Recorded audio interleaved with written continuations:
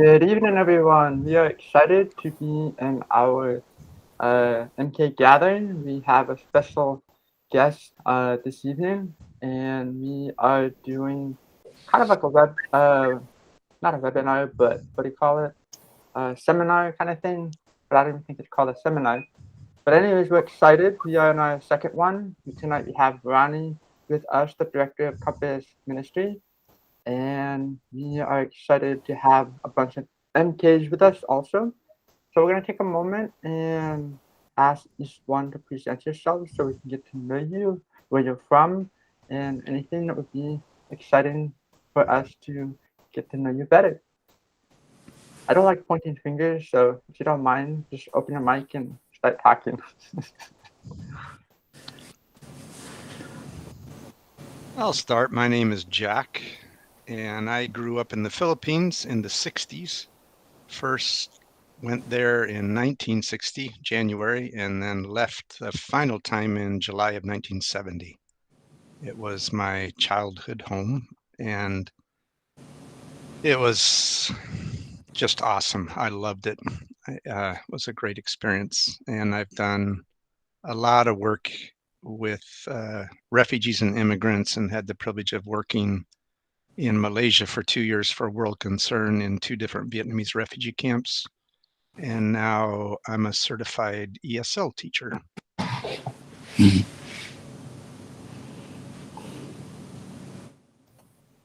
All right. My name is Spencer, and I was born and raised in Brazil. I live in Florida right now, and I work for Compass Ministries in their administrative office, and I help run this with Rebecca and Dennis. I'm Mara. I grew up in Senegal, West Africa, and lived there from when I was born in 98 until 2008. So throughout 10 years, I was there about 7.5. And now I live in Manitoba, Canada, and I am as of current, an educational assistant within our elementary school in town. Are you Canadian? I am Canadian and American. Awesome. I'm Nicole. I'm from Pennsylvania. When I was 2, me and my sister, my young sister, she was 1, and then my parents, we went down to Brazil. My dad grew up in Brazil, and then came back in '98 to the States, and I've lived all over, and I craft, and I work at Domino's.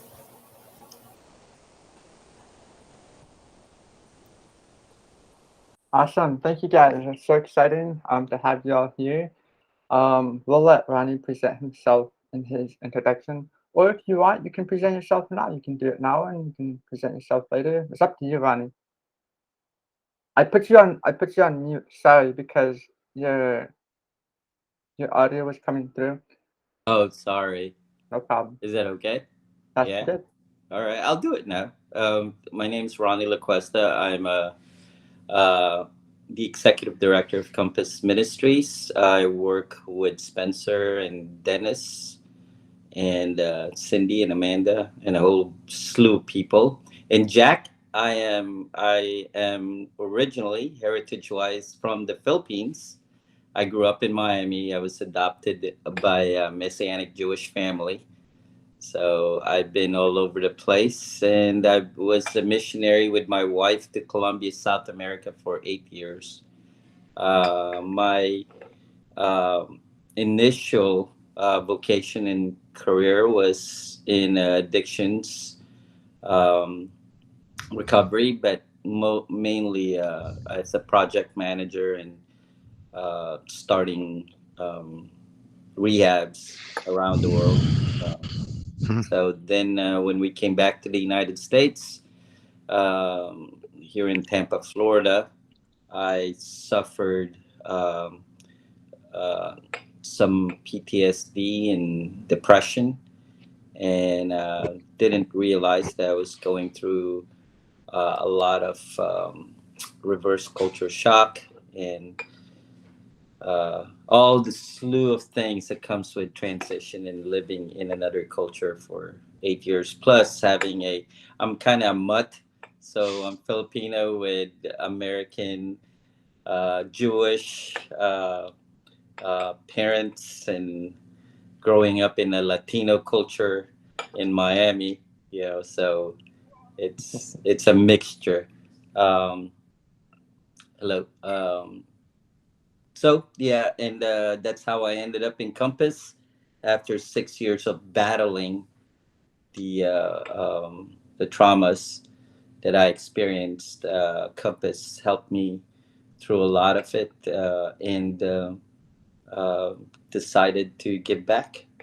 And my heart went to the missionaries, my fellow missionaries, and so my wife and I dedicated our lives to walking alongside missionaries and missionary kids. Actually, our introduction to Compass was through missionary kids. They were testing us. They asked us to join the MKs in a retreat, and I prayed to the Lord, asked the Lord, and I said, okay, if this is the ministry you want for us, you have to convince Vivian and my wife. And after that retreat, the following Monday, I went to her work and she was crying because she missed all the MKs. So that was a sign. And here we are. Here we are today. Ronnie, do you know where your roots are from the Philippines? What part of the country? Manila, Okay, Quezon which, City. okay. Yeah. I lived in Quezon City for 3 years. How do you like it? How did Oh, you like it? I loved it. Loved it, loved it, loved it. Yeah, I'd like to go back and take my wife there. I haven't been back in 40 years. Wow. Yeah, I've been Yeah. through a lot of countries except for the Philippines, and I really want to go back.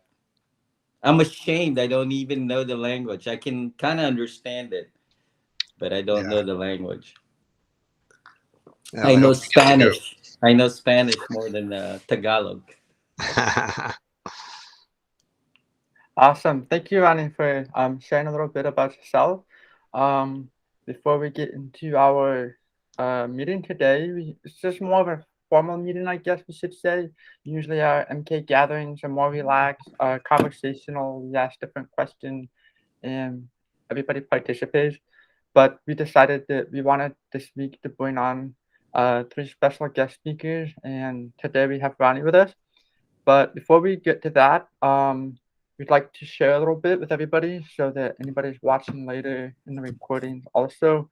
Um, our values is to be heard, to be connected, and to belong. So we want to create this community where people can connect, get to know one another, be heard, share your stories, so we can get to know other people, and it can be a lonely journey because the MK world is really spread out, and I don't see MKs for 1,000 miles. So I like to, I really enjoy this community because I get to hear other people's experiences. I have grown a lot and learned a lot from this, and through Compass Ministries, they have um, allowed this to happen.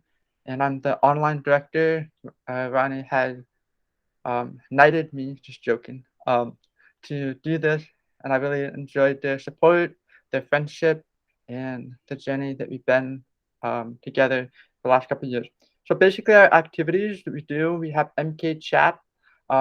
Everybody here participation. We send daily questions, and everybody just participates when they want to. They just interact when they want to. It's all voluntarily. Nothing is required. Nobody gets bumped out if you don't participate. We have these MK gatherings that we do throughout the month.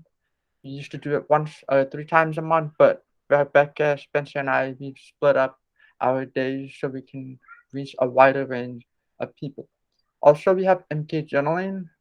If you like to go deeper with a smaller group setting, you can sign up for that, and we send a Bible verse with a question, and then the person meditates it on during the week, and then they post it in a small group, and just to help, because there's a lot of MKs in our community, but also we provide a way for people to get to know a smaller group of people and become more intimate.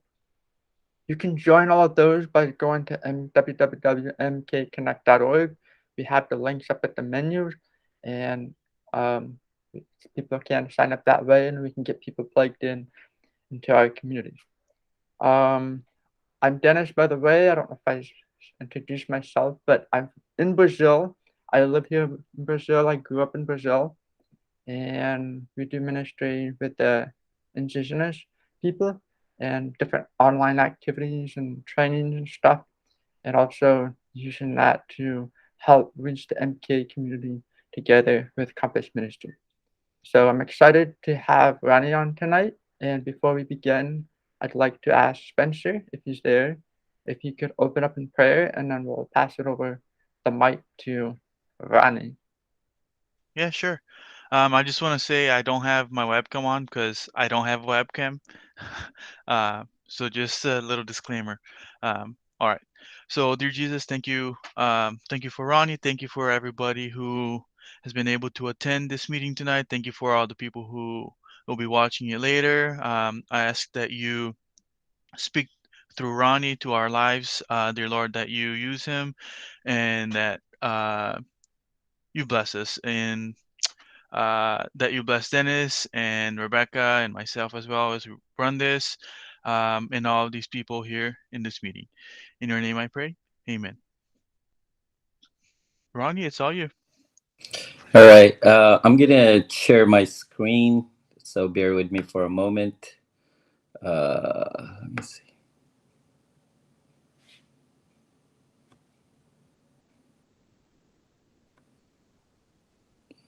Just a minute. Can everybody see it? Yes, we can see it. You can see it? Okay. Yes. All Perfect. right. So today's topic is overcoming broken dreams. Um, this is a workshop that we put together, especially for third culture kids or MKs. Um, all right. So, what is a dream? Um, it's basically equals innate longing, right? Um, there's a blurb by Dr. Kurt Thompson. I don't know if you guys have heard of him or know him. He is a neuroscientist and a Christian, and he works with the scripture and how brain science explains the scripture. But basically, I want to give a quote from him as we start. In The Soul of Desire, which is his book, psychiatrist Kurt Thompson suggests that underneath all our longings is the desire to be known, and what's more, that this fundamental yearning manifests itself in our deep need to make things of beauty, revealing who we are to others. Desire and beauty go hand in hand. So, can you guys see me, or you just see the screen, the PowerPoint? We don't see you. We just see the PowerPoint. Okay, hold on for a second. Let me do something here.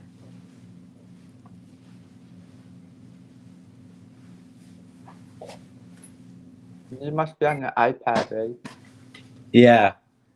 Okay, you still can't see me, right? No. No, right. and now Dream is too small. Okay, so sorry about that. I don't know. I think So you're on the I would, iPad. I think yeah, you're on the iPad, I would right? rather you guys see me then.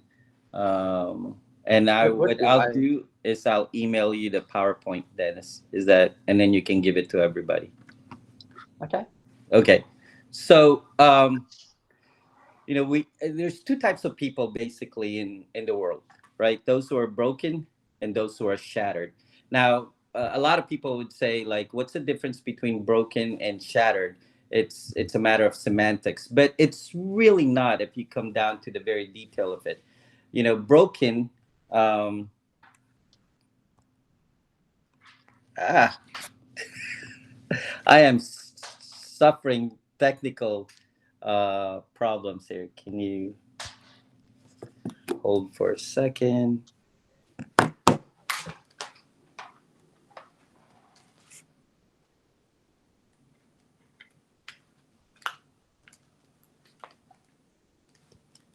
Can you hold for a second, Dennis? Let me just correct this. Sure, no problem. Hey guys, does anybody watch the other video that the Sunday one, the one we did on Okay. Sunday? Was anybody able to watch it? Not yet. Not yet? I've not Okay. had time or the mental capacity. Oh no. What about Okay, I'm you, back. Nicole? Okay. Okay, so broken broken is fractured. It's fractured in several pieces, right? If we're talking about, let's say, a bone, right? It breaks in two. Usually what happens is you can bond that, you can repair it. Shattered is broken into millions of pieces, so it's almost impossible to put that back together, right? It's kind of like that childhood fairy tale, Humpty Dumpty, right? When Humpty Dumpty fell, he was it says broken, but he was pretty much shattered. Okay, so most of the earth is dealing with either a broken dream or a shattered dream. Why? Because we live in a broken world. Since the fall of man in Genesis chapter 3, we've had since then broken dreams. So let's define first what is a dream, right? Kurt Thompson, as I read the blurb on his book Soul of Desire, is pretty much describing it as an innate longing, right? What does it mean? That means it's inside of us. There's this longing inside of us from the moment that we were born. Now, where do you think that innate longing comes from? I'm gonna throw it out there just for interactive conversation. Where do you think that innate longing comes from?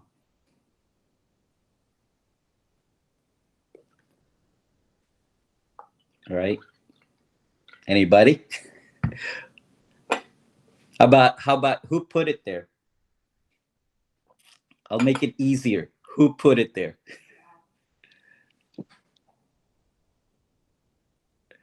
All right, let me answer the question. I was gonna let other people answer. I was just Yeah, waiting to oh, I see if think somebody that's what else got. everybody's I doing. kind It's of saw like they're somebody there. I thought yeah. somebody would probably respond, Okay. but Innate longing is put there by God, basically, right? So what influences our longings? So you can translate longing to desire. You can translate desire to dreams, right? That's basically what it is. It is dreams are our innate longing, our desires. Now I've heard somebody told me one time that that dreams desire. I'm sorry, that desire is the desire's objective is to never be fulfilled, right? To never be satisfied. Otherwise, it won't be a desire, right? Have you noticed that when we achieve our desired goal or gotten what we desired, like the the excitement for it suddenly disappears, it drops.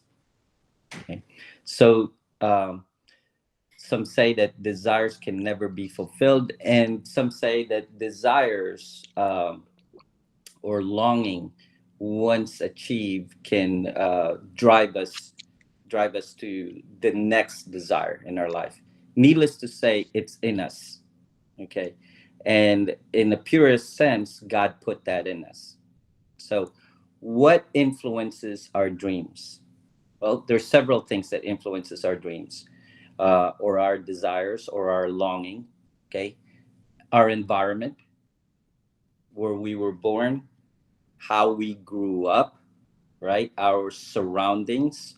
Let's say, for example, a person born in a poverty-stricken country, growing up, like for example, in the Philippines, right, Jack? There's these squatter areas in Quezon City, right? And a little kid born in that squatter area would naturally, some of them would naturally develop this dream of getting out of that squatter area, making money, right? They might see a nice car passing by and they would say, I want that kind of car. One day I will be rich, right? Say if you go to India, you go to a very impoverished country. What else influences our dreams? Family of origin, right? Our ancestors, our parents, our grandparents, our family values.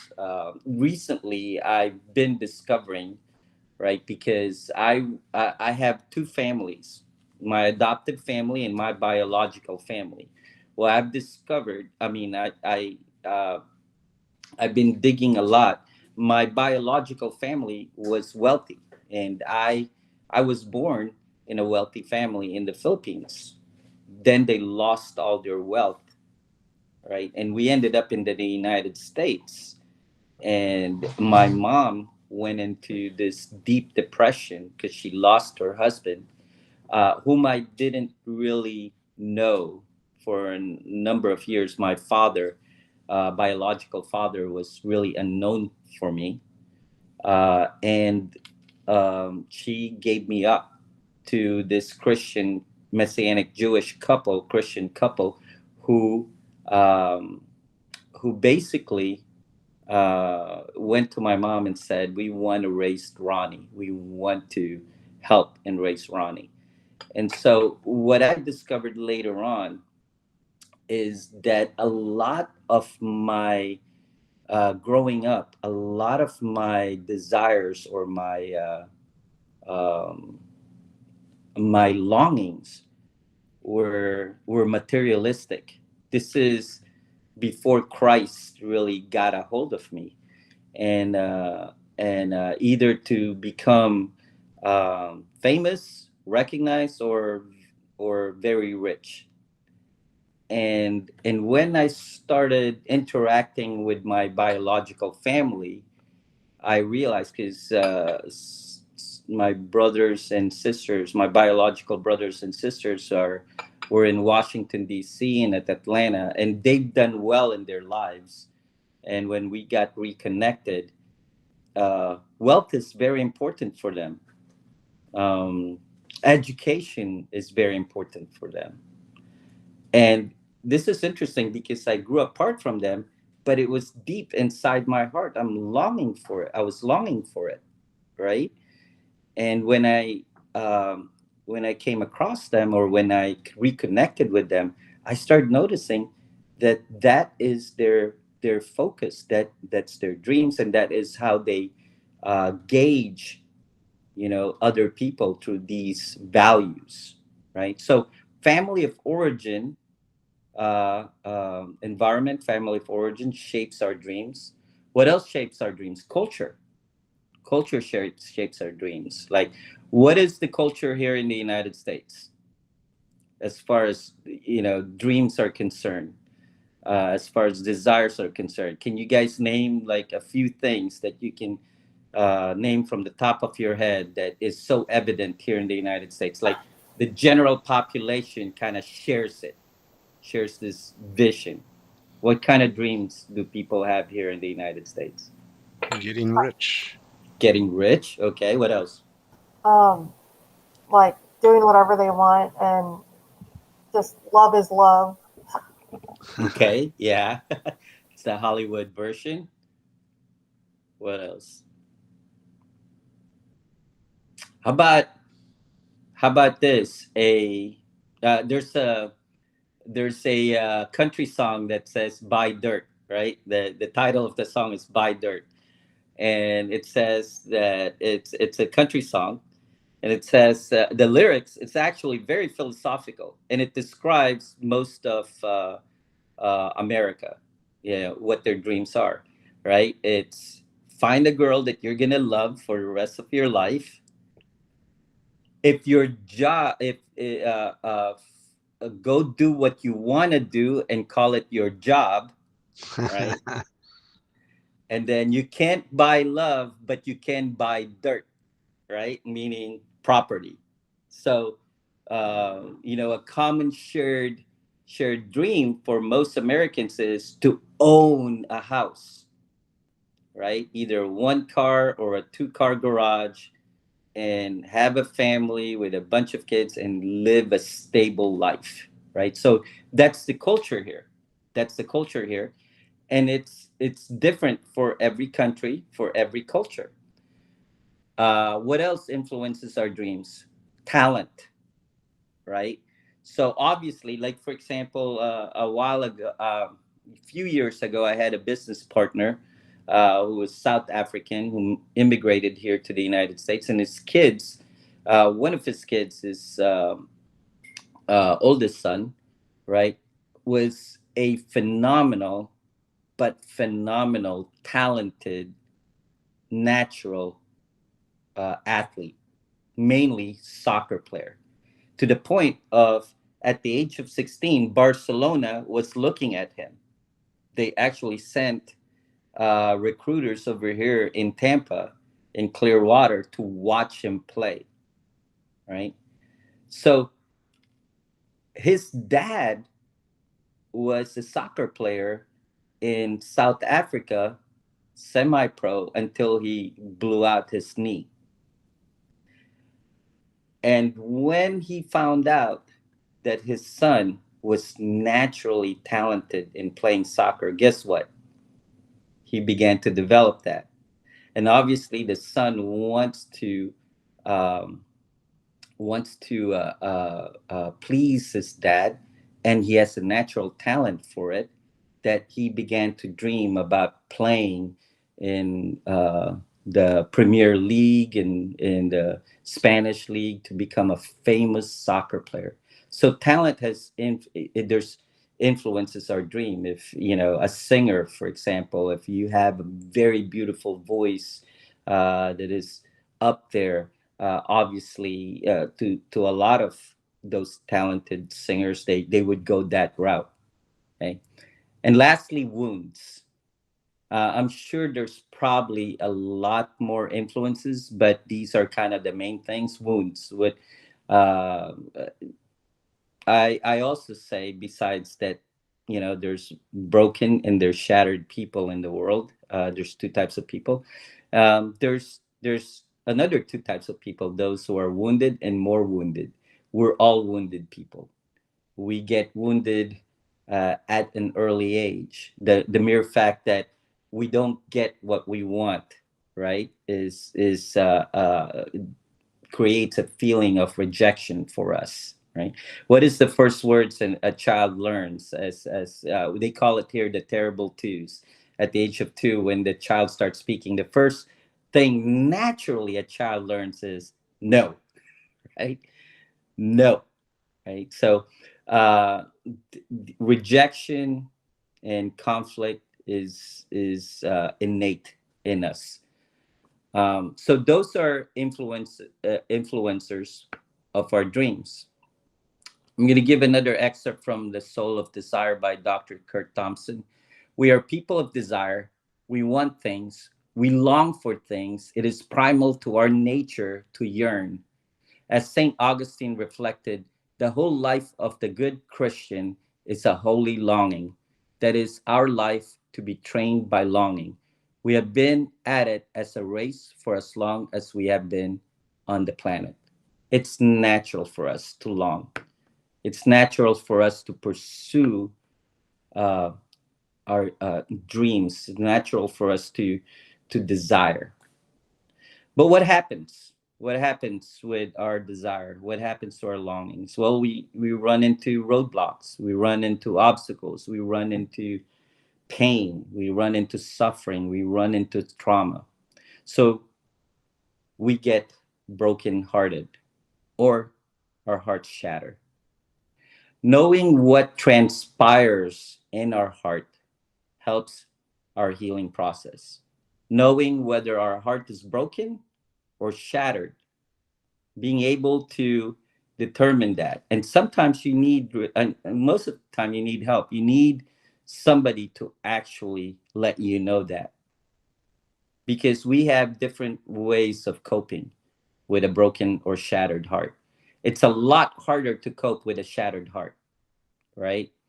Uh, Broken is fractured, shattered is in a million pieces. It's a loss, a big loss. Broken can be repaired, shattered needs reconstruction. We're going to go through more of that. Okay, let's go into a broken dream. What happens with a broken dream? Okay, like I explained, fractured in a couple pieces.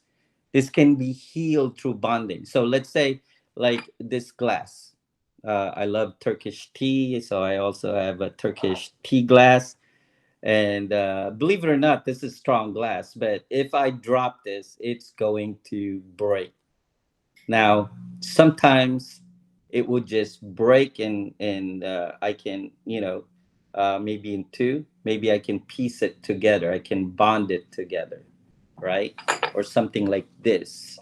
I can bond it together. But what happens when it's in a million pieces? There's no bonding to that, right? No bonding to that. So what consists of a broken dream? It's a lot of times it's not, let's say, I dreamed about becoming a awesome professional soccer player, like the my friend's son.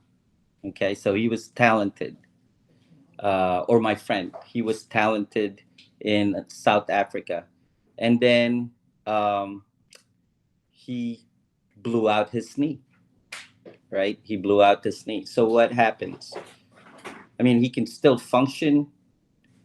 He still, he can still walk. Um, he has his education. He has, he has his family who loves him, right? But his dream got broken. Like he cannot play anymore professional soccer. So he has a choice, right? He has a choice. He can reframe his thinking. He can, obviously, part of it is grieving. There's a grieving process. I'm going to talk about that in a bit. All right.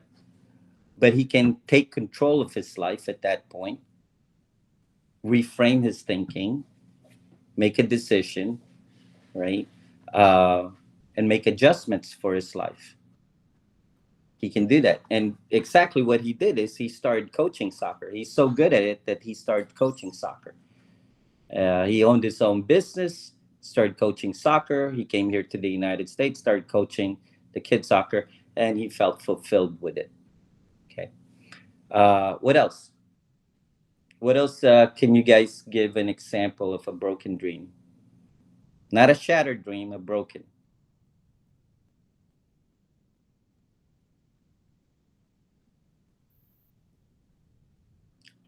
How about jobs? You get your dream job and you have a horrible boss, right? You got your dream job, but then you have a horrible boss that makes life miserable for you, right? Everything else is great, but your boss is horrible, right? That's a broken dream. I can't do what I dreamed about doing in this company, in this job, in this career, right? So most people, what do they do? What do you do with that? Got a horrible boss. You can't exercise what you dreamed about in your vocation or skills because your boss is kind of like preventing you from doing that. You become a glorified secretary for him or her. So what do you do? What do you do with that? Look for a new job, get more training. Yeah. you reframe your thinking, right? Okay, this is not the end of the world. I'm gonna go look for a new job. Okay. What about relationships? A broken heart, right? You couldn't met marry the this girl. person. You couldn't marry the person you wanted to. That could be a broken dream, right? Yeah, yeah, exactly. That's a broken dream, you know. And again, that having, you go through a grieving process, right? Uh, Maybe you take some counseling. Uh, you reframe your thinking. Okay. Um, I've had a broken heart, you know. Prior to marrying my wife, I had a girlfriend. We got together and broke up 3 times. 3 times, including when I met my wife, right? And my wife and I, when she was just a friend, this girl came back to me and said, "Let's try it again." So I actually dissed my wife. I wrote her on her birthday, not knowing that it was her birthday, that I was going to get back together with this girl, right? And then 1 month later, we broke up, right? I realized that we were not really compatible and I walked away. But I had a broken heart. At that moment, I said, you know what? I'm going to live for the rest of my life alone. I'm not going to have a relationship, right? And what I didn't know is that everybody else could see I was moping around. I thought I was fine, you know. And then I ran into my wife now again, and as I was healing from this broken heart through doing a lot of journaling, actually processing it with the Lord, going like, what is going on in me? What was my true desires, Lord? Why did this break my heart so much? You know, and having the Lord really process me in that. So, but a big part of that is reframing your thinking, because when you have a broken heart, it works through your identity. It's we feel rejected or not chosen, right? So, um, grieving that loss is part of the healing process. Time is not healing by itself. Like, how many of you have heard like time heals, right? Not true. I've known people are 50 years with a broken heart. You know, time does not, but time and self-care and allowing the Lord to process what's behind, what's deep in your heart, can heal, right? Building joy strength through creativity, right? Part of how I healed from a broken heart is by going back to my uh, creative skills and talent, creating. I love working with wood. I love building things. So I started building. You know, my brother-in-law, when when when he has something broken in his heart, he starts painting. He just starts painting. So those are the kind of things that can heal a broken heart. I want to talk about also talent and strength. We talked about my friend who was a soccer player, right? I think a big part of brokenness, of healing a broken dream, is realizing that there is a difference between talent and strength. And if we confuse that, it is hard to heal a broken dream, right? What's the difference? A talent is something that uh, uh, it is inborn in us. We naturally do it, right? Strength is something that we build on. We have to practice. All right. So you can have a talent with strength, right? But you can't have without a talent. So let me explain this.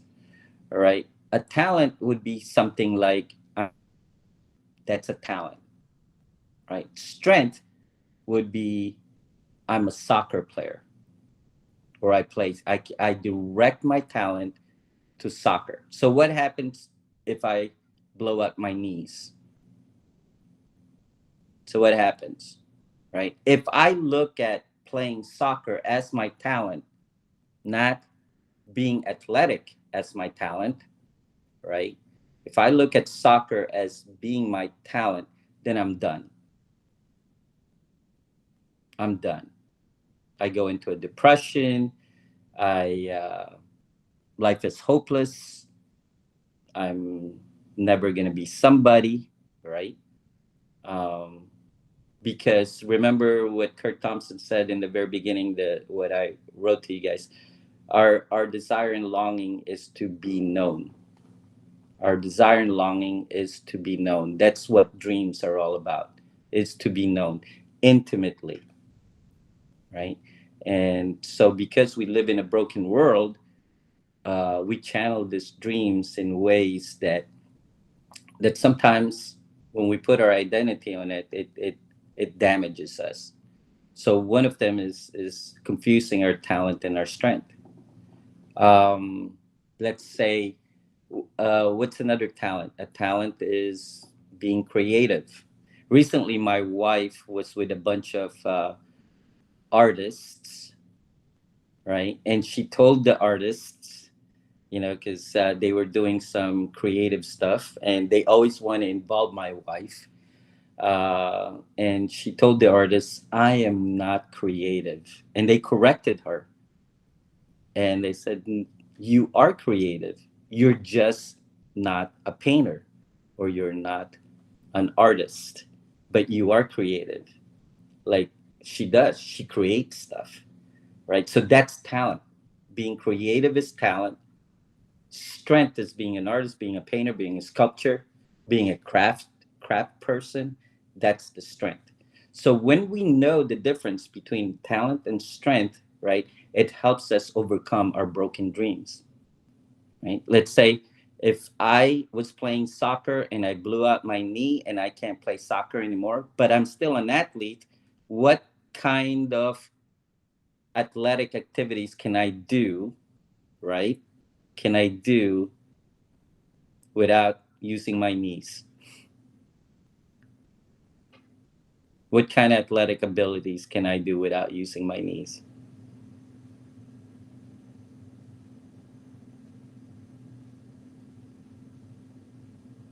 Anyone? You could do kayaking. Oh, there you go. Kayaking. Okay, what else? I can definitely, or I can rowing, right? Okay. What else? What else can I do? Tennis, ping pong, anything that would require use of hands. Would that be athletic? I don't You know. might still I have don't to know. I'm use just your knees curious. on that one. Yeah. I was just going to say that, Nikki. Swimming, possibly. Maybe getting in and out is hard, but that Right. swimming that would actually be really good for the knees.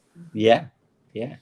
So there's many things you can do if you see that the difference that between talent and strength, right?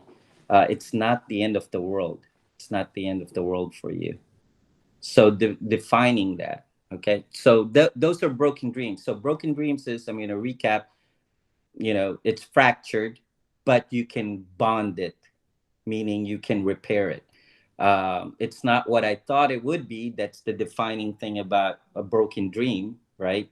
So it can heal through reframing your thinking, taking control of your life, and making adjustments, right?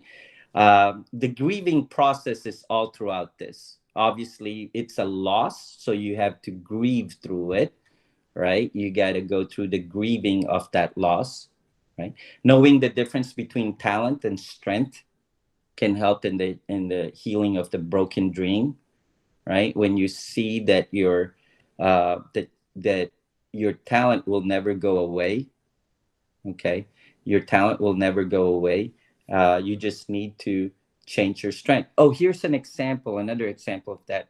We have an MK that we love dearly, and her dream was to be a teacher. Her dream was to be a teacher. Then she lost her voice to teach children, basically. And then she lost her voice. So, talking with me one day, I was counseling her, and she was depressed and that life is over for her. And I talked to her about talent and strength, right? Her talent is teaching. And what she perceived as strength, which is getting up in front of the classroom and writing on the board and speaking, public speaking to the children, is a strength. But she's a talented teacher. What other type of strength can she acquire? Can she develop? Can she practice that will project that teaching? Well, guess what? A year later, she wrote a book, a children's book, and she published it, right? She published it, and it's amazing. I read it, and another MK did the artwork and everything, and and my wife bought actually the book, and I mean, I cried. I was like, oh my gosh, here's an example of a broken dream, but she realized the difference between talent and strength, and she applied her talent to another strength, right? And she overcame. Okay. Broken heart, right? I talked about my broken heart and how do we get over that. And, what does a broken heart really mean? We felt rejected or not chosen, right? Because dreams, the bottom line of a dream is this innate longing to be known, right? So when we get rejected, uh, we get a broken heart. Yes, Crystal, you were raising your hand. You have a question. Oh, okay. Thank you. Sorry. Okay. So that's Nicole also has her hand up. Did you want to have a question, Nicole? Oh, when he was talking about the lady that lost her voice, she could also, if she does ASL, she could teach deaf children or deaf adults. yeah. So there's many things, right? But when you're going through it, you don't realize that. You don't realize that. So later on, I'm gonna talk about how these are just things you can do, but it's very difficult to go at it alone. So later on, I'm going to talk about the importance of community around you, right? That can help you through it. We cannot heal broken or shattered dreams by ourselves. There needs to be a community around us. So we'll talk about that. So, okay. Uh, well, that's unfair. You had Nicole ask a question when Crystal was raising her hand, so might as well have Crystal ask the question. Crystal, you want to ask a question?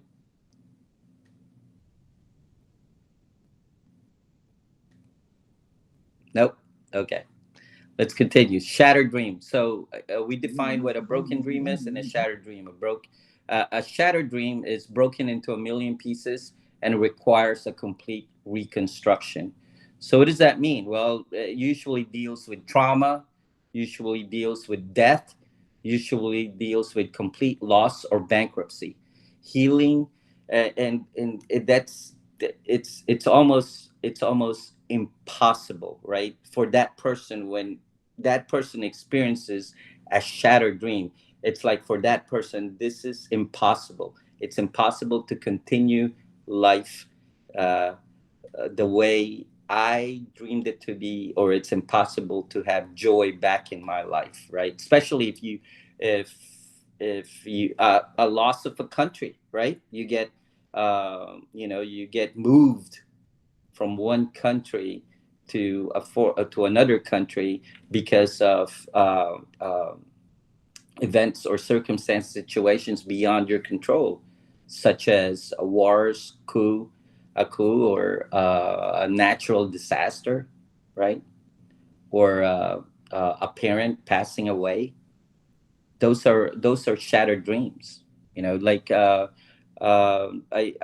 told you a little bit earlier, my story of being born in the Philippines to a wealthy family, and my dad, my biological father, even though you know he wasn't there. I mean, I didn't really know him, and then later on he passed away. So my life was changed drastically and completely. We ended up in the United States, in Miami, and my mom was depressed, and then a Messianic Jewish family adopted me, right? But it changed drastically, and I'm looking back. Probably if my dad didn't die and the things that didn't happen to us, I would still be in the Philippines, and I would probably be a lawyer, or because that's what my dad wanted me to become, right? My biological father. But things have turned and changed, right? So a shattered dream deals with trauma, death, and complete loss or bankruptcy. How do you heal that? How do you heal that? Well, uh, uh, mainly, mainly when these things happen, right? It's impossible to heal by yourself, especially in a shattered dream. In a broken dream, a lot of people just kind of pushes through. They grieve, and they kind of reframe their thinking, and they adjust, right? um, it helps a lot when you have a best friend walking with you, or a mentor that does that. But with a shattered dream, it's impossible to heal by yourself, right? Counselors are needed around you. You need to. I encourage to go to a counselor, actually, and help you kind of make sense of what happened, especially with trauma, right? Community, a loving community that understands trauma, that understands what a shattered dream uh, looks like. It means that are not only empathetic, right, but they join you in your pain. They are. I call them a restoration people, because they've gone through the pain of shattered dreams also. So they are beyond empathy. Empathy. They join you in their pain. They understand completely the pain. Right. A surrogate family. A surrogate family is a family that, beyond a community, is a father figure, a mother figure that would nurture you, a sibling figure that would nurture you, that would spiritually adopt you, and through that helps you through the grieving process. So to heal a shattered dream, you need actually community of counselors, right? uh, your faith community, or people that can, beyond empathy, join you in your pain, right? And a surrogate family that can nurture you, right, and help you through that grieving process. So what happens, because when you experience a shattered dream, there's a I call it a broken bridge. There's a disconnect, right? Because dreams are about the longing to be known, and when it shatters, that to be known is disconnected, right? You begin to live in this um, isolated form. Even if you're surrounded by 100 people, you feel isolated. You feel alone, right?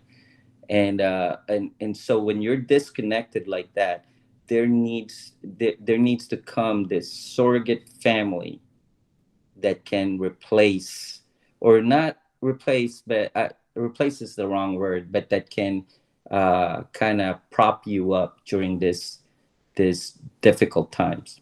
So James Wilder, he's a Christian psychologist from California. He define traumas into two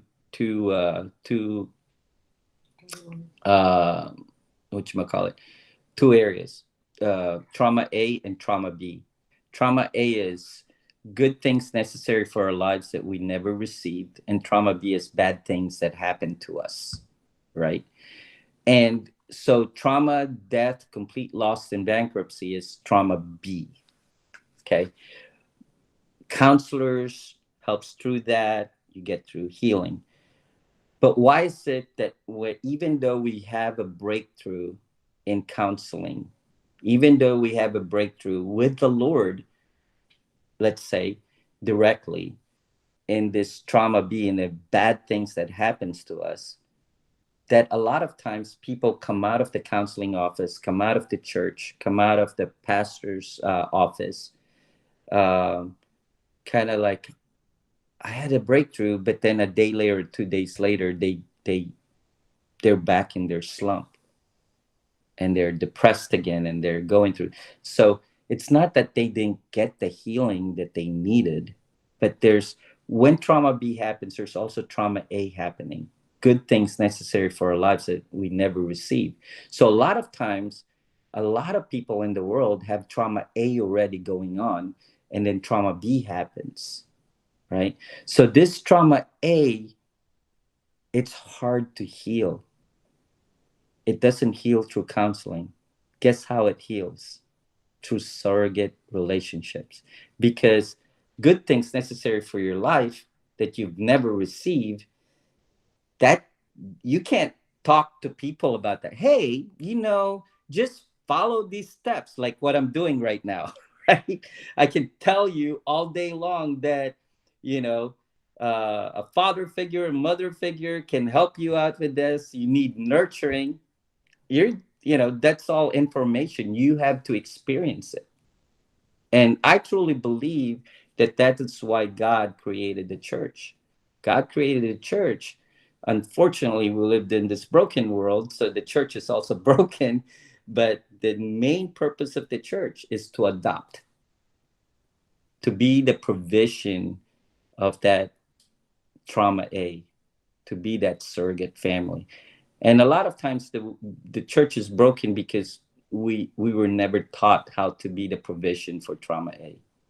So actually, that is our mission also in Compass Ministries, is to for the missionaries, we train churches. Hey, you need to be this adoptive family for missionaries coming back home, for MKs coming back home.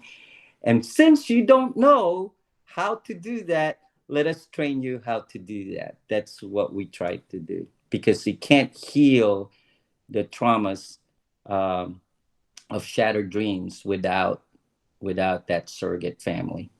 Okay. So lastly, a shattered heart. We talked about a broken heart, shattered heart in relationships, right? Uh, the broken, shattered dreams can be about, what you aspire to be, and uh, loss of a country, loss of a culture, loss of loss of limbs, right? When you physically get um, uh, change, right? You lose your legs, you lose your arms, things like that. But also there's the shattered heart, which is, you lose a loved one. You lose, let's say, a husband and wife.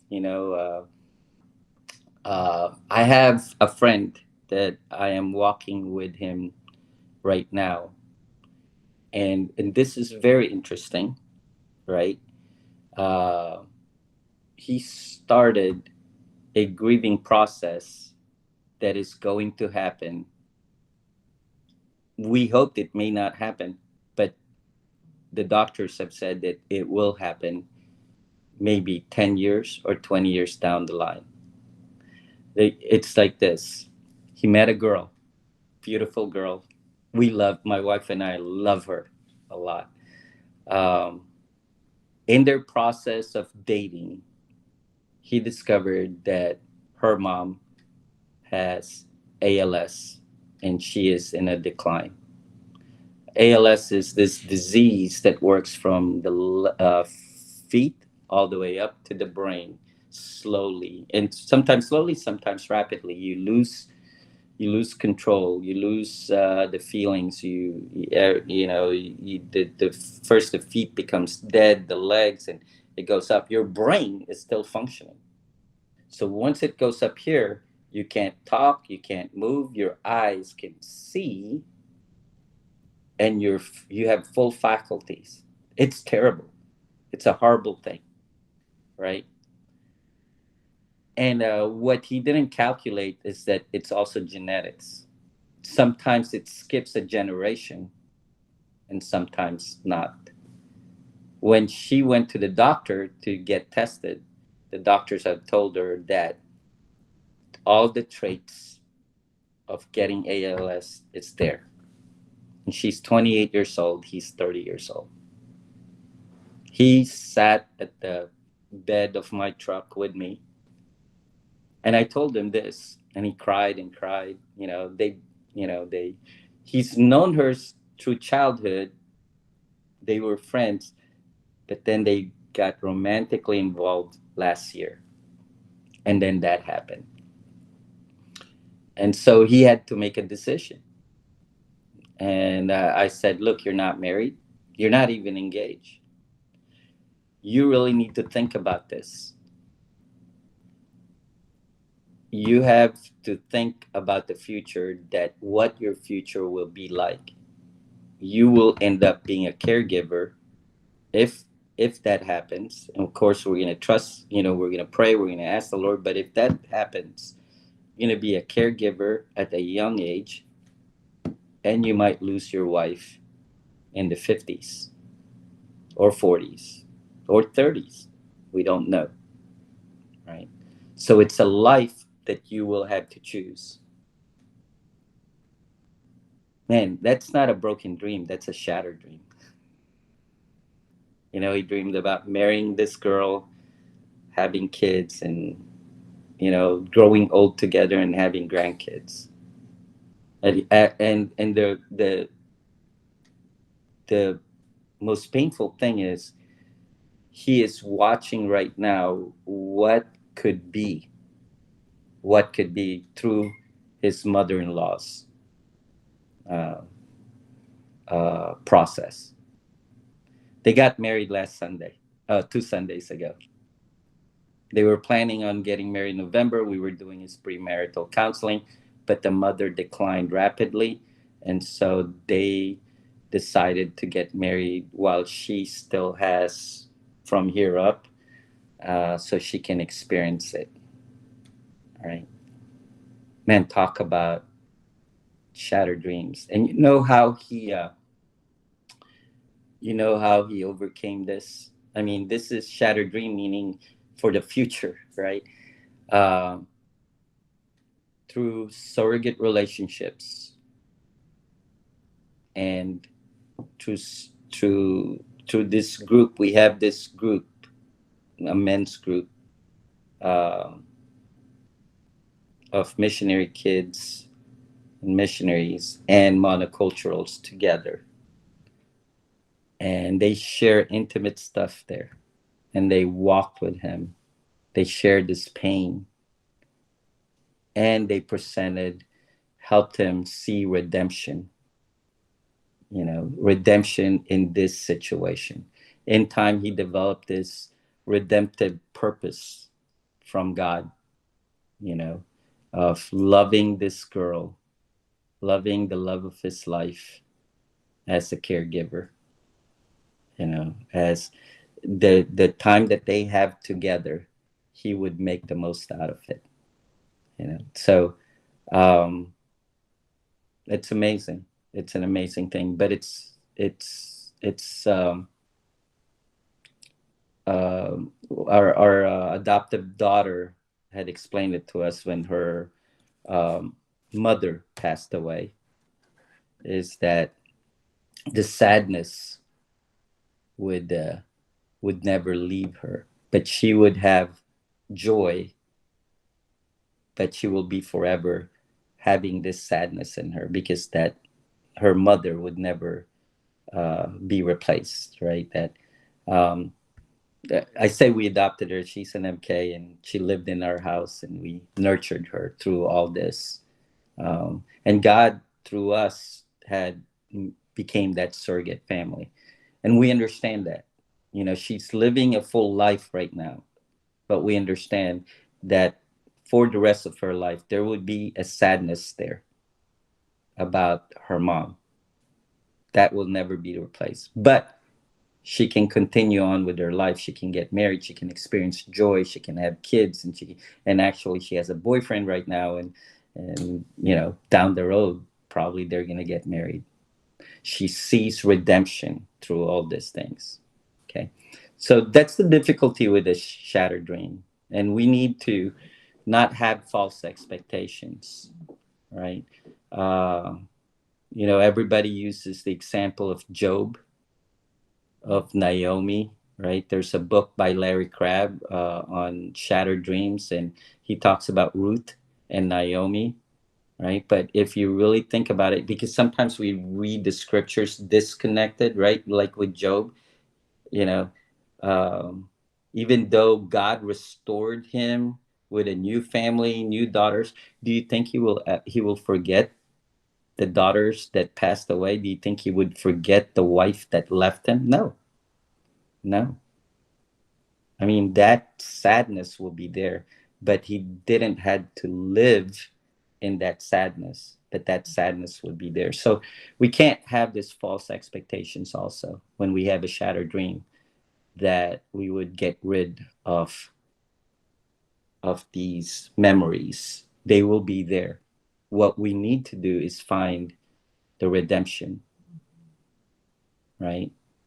So what is redemption? Out of our deepest pain and sadness comes, is reborn God's new purpose in us, whatever that is, right? It's different for every person, whatever that is. I dedicate myself to missionaries and missionary kids because out of my deepest pain, right?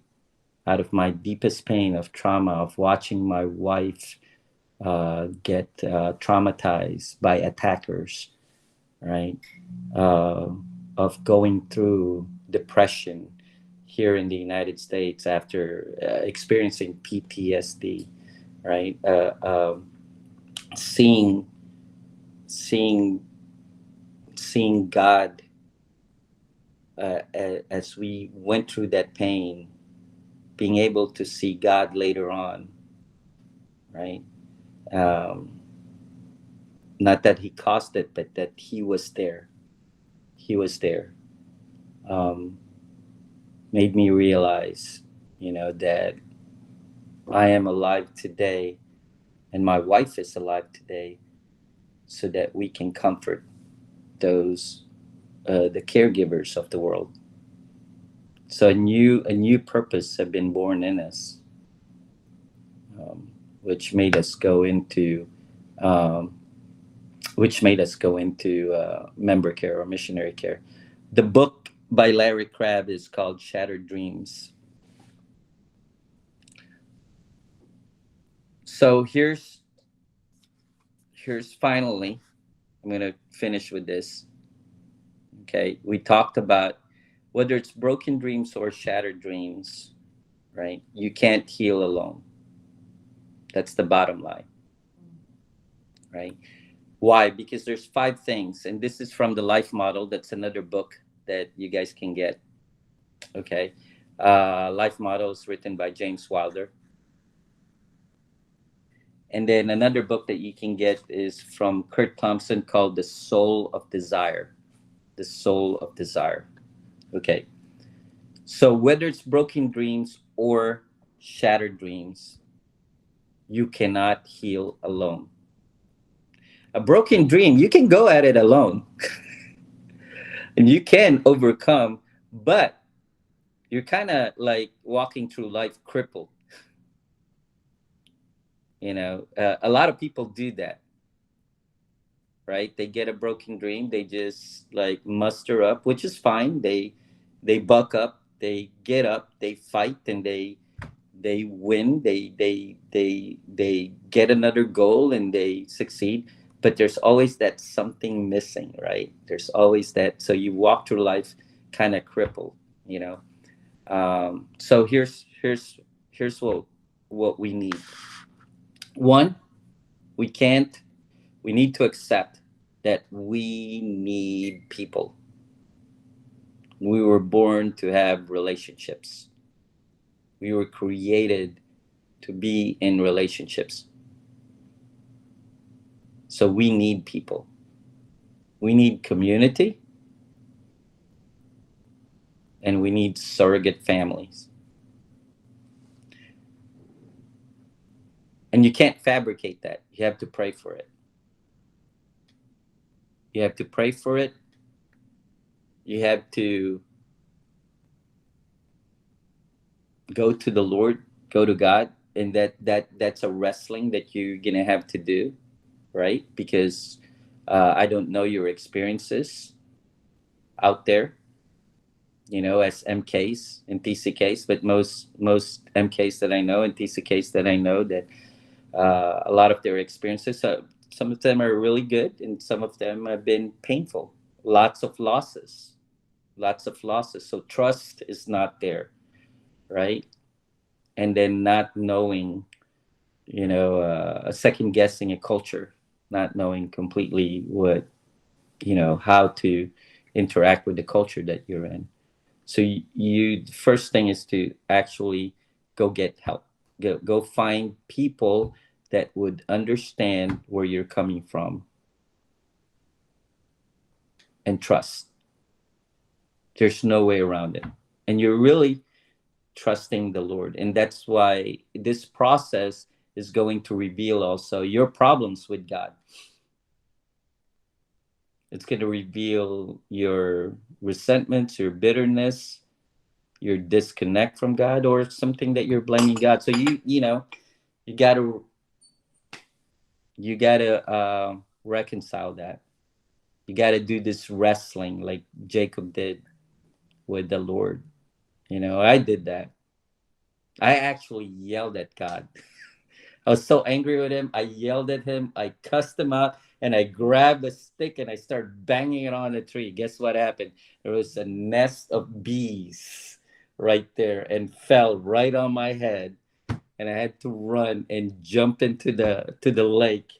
And later on, I walked, and I was in Colombia, and I walked towards our chapel, and it's an open, and I sat there. My face was swollen, and my assistant director came, sat down, looked at me, and he went like, "You've been fighting with God again, huh?" And I said, "Yeah."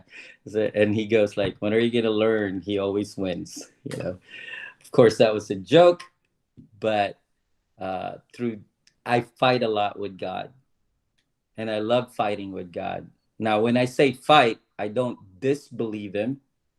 I don't ever not trust him. In fact, because I trust him, that's why I fight with him. Because I know he's my father, right? And what do kids do a lot of times with their dad? They argue, and the dad just is patient, and he works with you. He's patient, and he protects you, and then he makes you realize later on, okay, this is why. So and I get to know myself, right? So relationship with God, go fight with him. All right, go fight, battle with him, wrestle with him, but in the end, know that he's your father. Number two, right? Community, surrogate family. Okay, do that. Find somebody that can help you. Number three, get a counselor. Get a counselor. The scripture says to surround yourself with counselors. We need to destroy the stigma of mental health, right? There's a stigma. If you go see a counselor, there's something drastically wrong with you. There's something wrong with you. No, there's nothing wrong with you, We all need help. We need guidance. We need, sometimes our physiologically, we have some deficiencies. We need to find out what those deficiencies are so we can apply proper medicine to it, right? So, but it's not that there's anything wrong with you, right? And number four is know that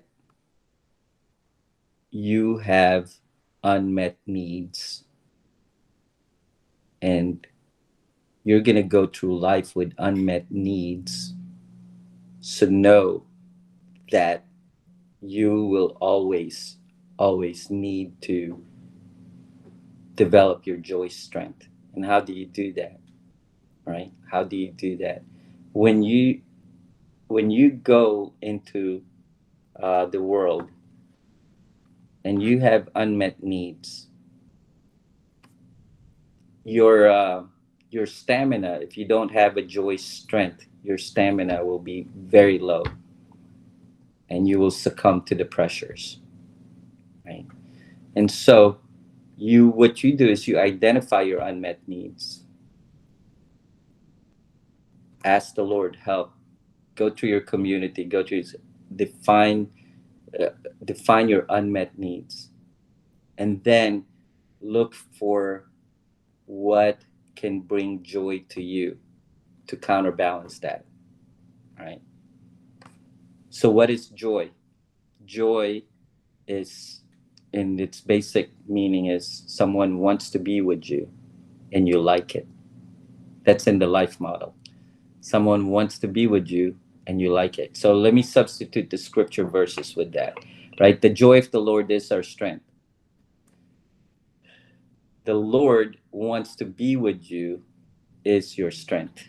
Because the Lord wants to be with you, you are strengthened. Count it all joy when you suffer, right? When you know that the Lord wants to be with you, you can go through suffering. If you notice, when you feel alone, life is very difficult. But when you feel accompanied, there's not a difficult thing that you can overcome. There's not a difficult thing that you can overcome. So know that you will have unmet needs. And so what are joys that you can practice on a daily basis that can fill up your joy tank so that you can face difficult things in life, face unmet needs. So we're gonna have that for the rest of our lives, right? Um, that's it. Oh, just want to read this to you. Ultimate healing. My heart remains restless until it finds its rest in God. Saint Augustine. Psalm 147:3. He heals the brokenhearted and bind up their wounds. So ultimately, we have to go to the Lord, right? And ultimately, our dreams, that God, that innate longing that is in us was put by God. And until we find our rest in God, we will remain restless.